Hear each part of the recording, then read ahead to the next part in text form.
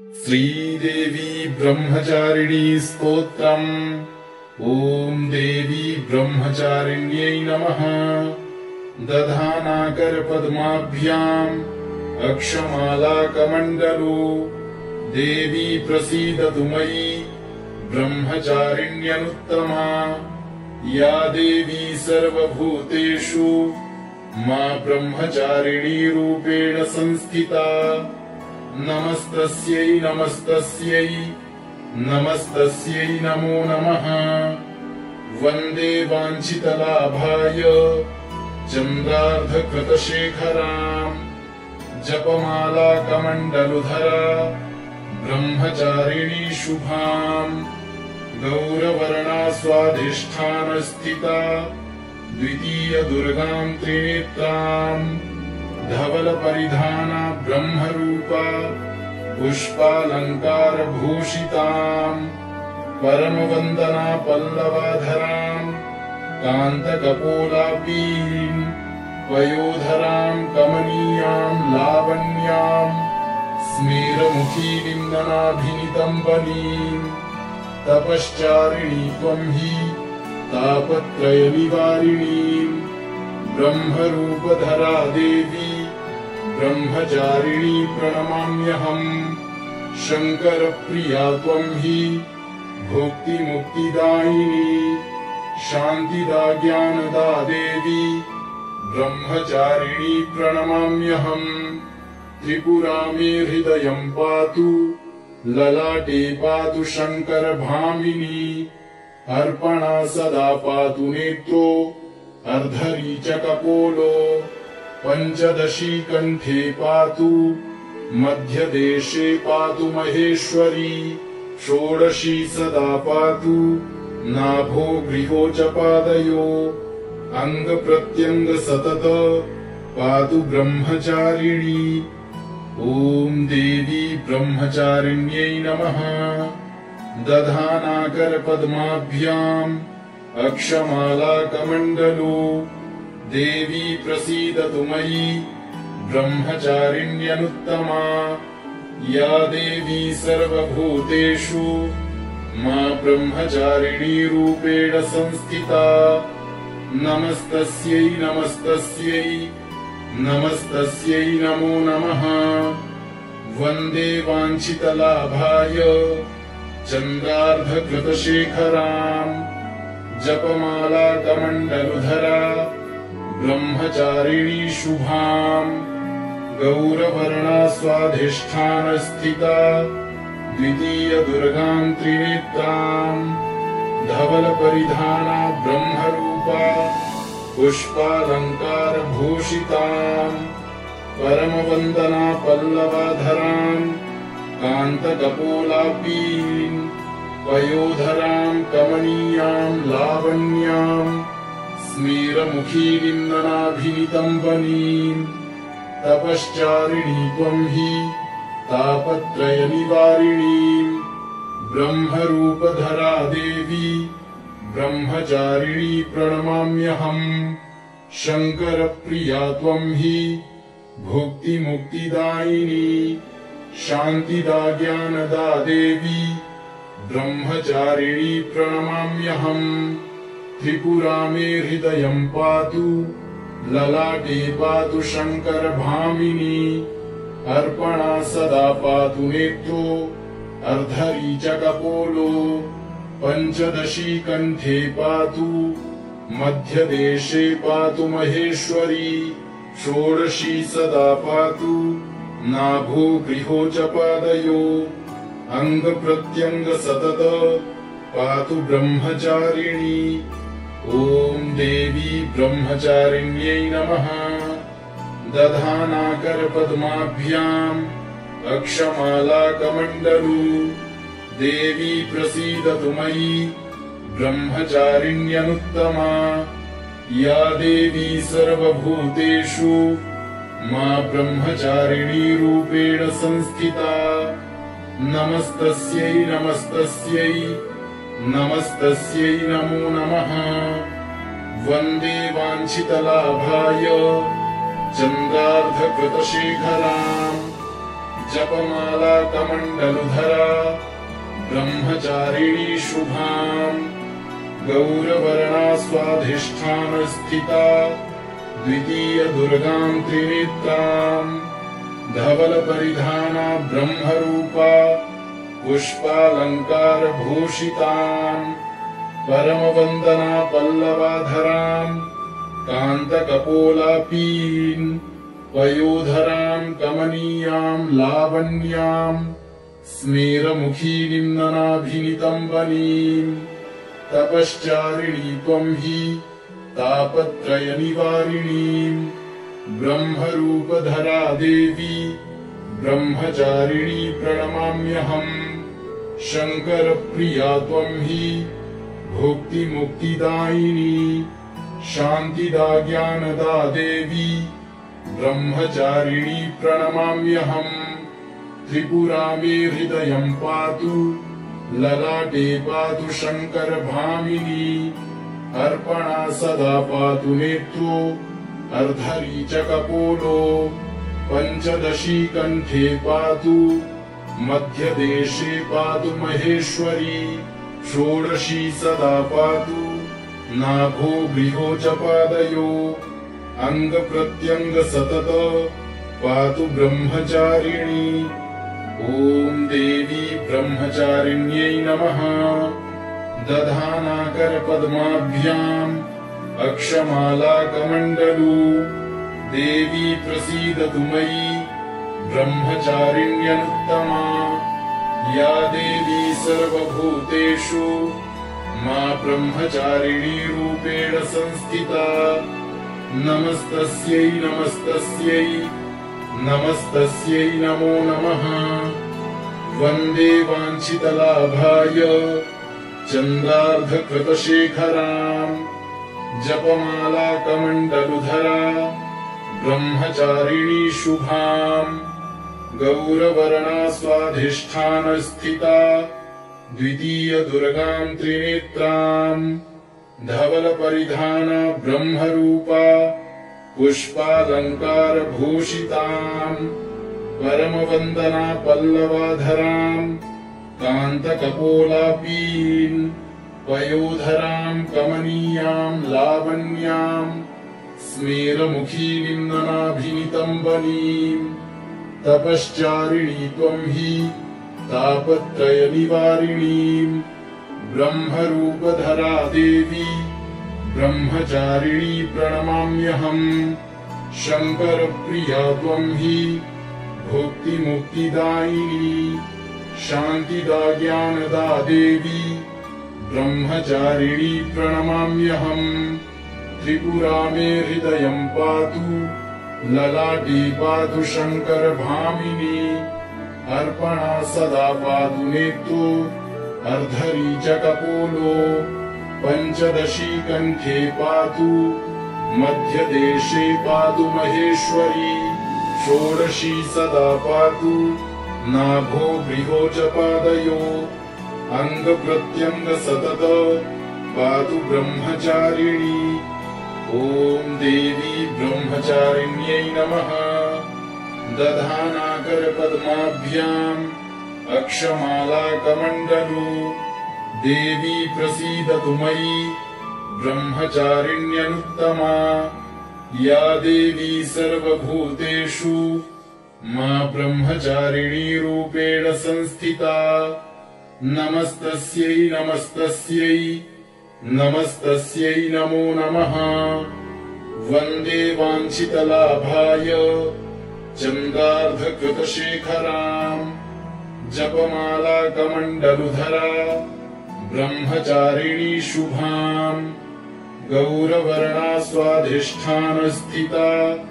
द्वितीय दुर्गां त्रिनेत्राम् धवलपरिधाना ब्रह्मरूपा पुष्पालङ्कारभूषिताम् परमवन्दना पल्लवाधराम् कान्तकपोलापीन् पयोधराम् कमनीयाम् लावण्याम् स्मेरमुखीनिम् ननाभिनितम्बनीम् तपश्चारिणी त्वम् हि तापत्रयनिवारिणीम् ब्रह्मरूपधरा देवी ब्रह्मचारिणी प्रणमाम्यहम्। शङ्करप्रिया त्वं हि भुक्तिमुक्तिदायिनी शान्तिदा ज्ञानदा देवी ब्रह्मचारिणी प्रणमाम्यहम्। त्रिपुरा मे हृदयं पातु ललाटे पातु शङ्करभामिनी अर्पणा सदा पातु नेत्रो अर्धरी च कपोलो पञ्चदशी कण्ठे पातु मध्यदेशे पातु महेश्वरी षोडशी सदा पातु नाभो गृहो च पादयो अङ्गप्रत्यङ्ग सतत पातु ब्रह्मचारिणी। ॐ देवी ब्रह्मचारिण्यै नमः। दधानाकरपद्माभ्याम् अक्षमालाकमण्डलो देवी प्रसीदतु मयि ब्रह्मचारिण्यनुत्तमा। या देवी सर्वभूतेषु मा ब्रह्मचारिणी रूपेण संस्थिता नमस्तस्यै नमस्तस्यै नमस्तस्यै नमो नमः। वन्दे वाञ्छितलाभाय चन्द्रार्धकृतशेखराम् जपमालाकमण्डलुधरा ब्रह्मचारिणी शुभाम्। गौरवर्णा स्वाधिष्ठानस्थिता द्वितीय दुर्गाम् त्रिनेत्राम् धवलपरिधाना ब्रह्मरूपा पुष्पालङ्कारभूषिताम् परमवन्दना पल्लवाधराम् कान्तकपोलापीन् पयोधराम् कमनीयाम् लावण्याम् स्मेरमुखीनिन्दनाभिनितम्बनीम्। तपश्चारिणी त्वं हि तापत्रयनिवारिणीम् ब्रह्मरूपधरा देवी ब्रह्मचारिणी प्रणमाम्यहम्। शङ्करप्रिया त्वं हि भुक्तिमुक्तिदायिनी शान्तिदा ज्ञानदा देवी ब्रह्मचारिणी प्रणमाम्यहम्। त्रिपुरा मे हृदयं पातु ललाटे पातु शङ्करभामिनी अर्पणा सदा पातु नेत्रो अर्धरी च कपोलो पञ्चदशी कण्ठे पातु मध्यदेशे पातु महेश्वरी षोडशी सदा पातु नाभो गृहो च पादयो अङ्गप्रत्यङ्ग सतत पातु ब्रह्मचारिणी। ॐ देवी ब्रह्मचारिण्यै नमः। दधानाकरपद्माभ्याम् अक्षमालाकमण्डलो देवी प्रसीदतु मयि ब्रह्मचारिण्यनुत्तमा। या देवी सर्वभूतेषु मा ब्रह्मचारिणी रूपेण संस्थिता नमस्तस्यै नमस्तस्यै नमस्तस्यै नमो नमः। वन्दे वाञ्छितलाभाय चन्द्रार्धकृतशेखराम् जपमालाकमण्डलुधरा ब्रह्मचारिणी शुभाम्। गौरवर्णा स्वाधिष्ठानस्थिता द्वितीय दुर्गाम् त्रिनेत्राम् धवलपरिधाना ब्रह्मरूपा पुष्पालङ्कारभूषिताम् परमवन्दना पल्लवाधराम् कान्तकपोलापीन् पयोधराम् कमनीयाम् लावण्याम् स्मेरमुखीनिन्दनाभिनितम्बनीम्। तपश्चारिणी त्वं हि तापत्रयनिवारिणीम् ब्रह्मरूपधरा देवी ब्रह्मचारिणी प्रणमाम्यहम्। शङ्करप्रिया त्वं हि भुक्तिमुक्तिदायिनी शान्तिदा ज्ञानदा देवी ब्रह्मचारिणी प्रणमाम्यहम्। त्रिपुरा मे हृदयं पातु ललाटे पातु शङ्करभामिनी अर्पणा सदा पातु नेत्रो अर्धरी च कपोलो पञ्चदशी कण्ठे पातु मध्यदेशे पातु महेश्वरी षोडशी सदा पातु नाभो गृहो च पादयो अंग प्रत्यंग सतत पातु ब्रह्मचारिणी। ओम देवी ब्रह्मचारिण्यै नमः। दधानाकर पद्माभ्याम् अक्षमालाकमण्डलू। देवी प्रसीदतु मयि ब्रह्मचारिण्यनुत्तमा। या देवी सर्वभूतेषु मा ब्रह्मचारिणी रूपेण संस्थिता। नमस्तस्यै नमस्तस्यै नमस्तस्यै नमो नमः। वन्दे वाञ्छितलाभाय चन्द्रार्धकृतशेखराम्। जपमालाकमण्डलुधरा ब्रह्मचारिणी शुभाम्। गौरवर्णा स्वाधिष्ठानस्थिता द्वितीय दुर्गाम् त्रिनेत्राम्। धवलपरिधाना ब्रह्मरूपा पुष्पालङ्कारभूषिताम्। परमवन्दना पल्लवाधराम् कान्तकपोलापीन्। पयोधराम् कमनीयाम् लावण्याम्। स्मेरमुखीनिम् ननाभिनितम्बनीम्। तपश्चारिणी त्वम् हि तापत्रयनिवारिणीम्। ब्रह्मरूपधरा देवी ब्रह्मचारिणी प्रणमाम्यहम्। शङ्करप्रिया त्वम् हि भुक्तिमुक्तिदायिनी। शान्तिदा ज्ञानदा देवी ब्रह्मचारिणी प्रणमाम्यहम्। त्रिपुरा मे हृदयम् पातु ललाटे पातु शङ्करभामिनी। अर्पणा सदा पातु नेत्रो अर्धरी च कपोलो। पञ्चदशी कण्ठे पातु मध्यदेशे पातु महेश्वरी। षोडशी सदा पातु नाभो गृहो च पादयो। अंग प्रत्यंग सतत पातु ब्रह्मचारिणी। ओम देवी ब्रह्मचारिण्यै नमः। दधानाकर पद्माभ्याम् अक्षमालाकमण्डलू। देवी प्रसीदतु मयि ब्रह्मचारिण्यनुत्तमा।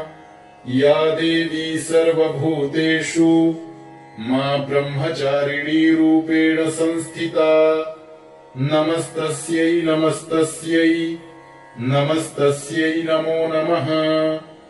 वन्दे वाञ्छितलाभाय चन्द्रार्धकृतशेखराम्। जपमालाकमण्डलुधरा ब्रह्मचारिणी शुभाम्।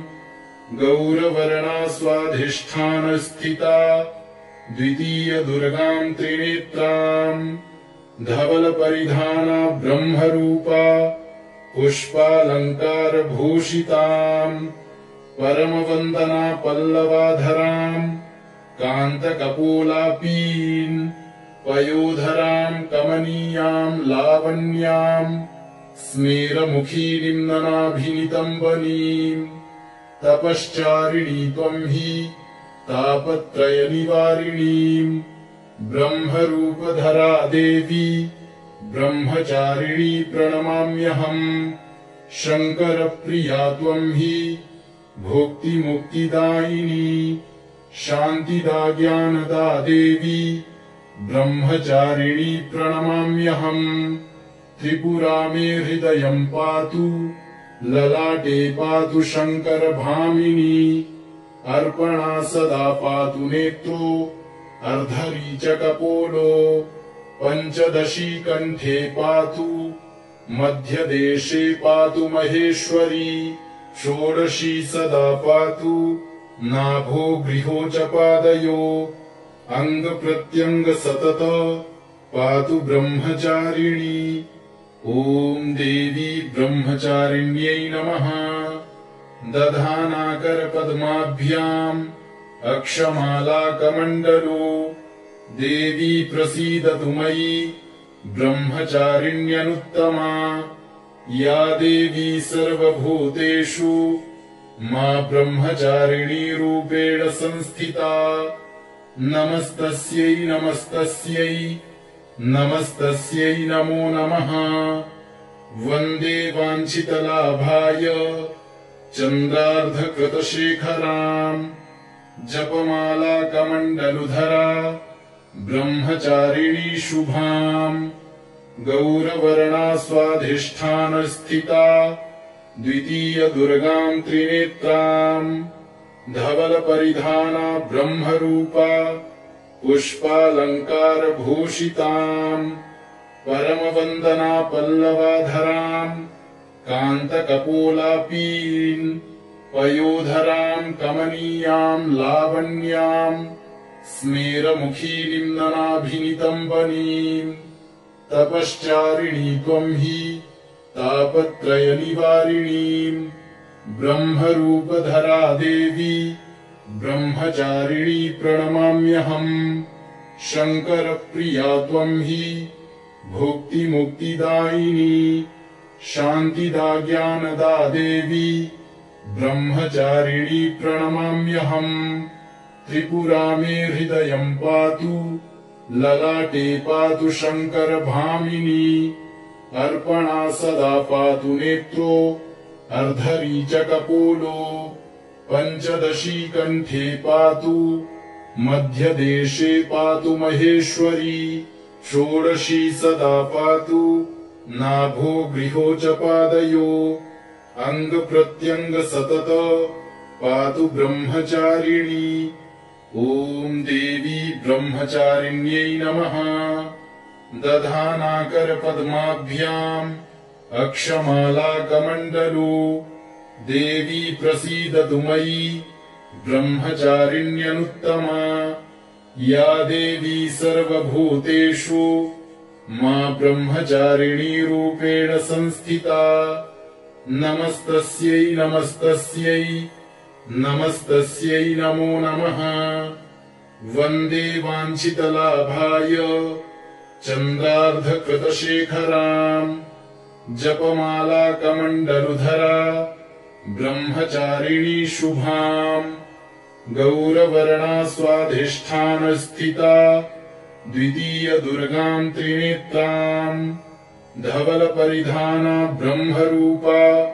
पुष्पालङ्कारभूषिताम् परमवन्दना पल्लवाधराम् कान्तकपोलापीन् पयोधराम् कमनीयाम् लावण्याम् स्मेरमुखीनिम् ननाभिनितम्बनीम् तपश्चारिणी त्वम् हि तापत्रयनिवारिणीम् ब्रह्मरूपधरा देवी ब्रह्मचारिणी प्रणमाम्यहम् शङ्करप्रिया त्वम् हि भुक्तिमुक्तिदायिनी शान्तिदा ज्ञानदा देवी ब्रह्मचारिणी प्रणमाम्यहम् त्रिपुरा मे हृदयम् पातु ललाटे पातु शङ्करभामिनी अर्पणा सदा पातु नेत्रो अर्धरीचकपोलो पञ्चदशी कण्ठे पातु मध्यदेशे पातु महेश्वरी